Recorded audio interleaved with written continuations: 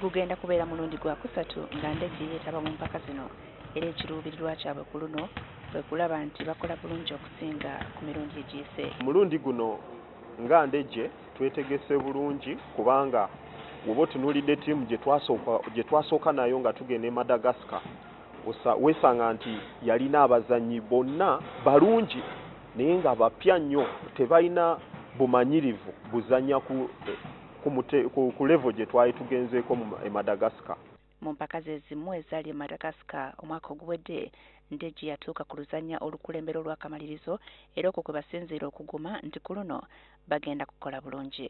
Abazannyi abo ngambe nti 5 ku 100 bonna tubalina. So tugenda e Tunisia nga tulina ttiimu erina experience ate ng'erina n'abazannyi abasobola okuzannya ku level ya Africa. Obukugu bwe baafuna mu mpaka ezaayita bwe beesigamyeko okuwa bye banaazannya nabo akaseera akazibu. Challenge twasanga nga batusavinga tusobola receivinga we cannot serve. Erugogo mu Indoor Stadium gye tubasanze enkyaleero batubuulidde nti beetegefu era nti wiiki 3 ezibulayo za kwongera kwenyweza mu bukodyo.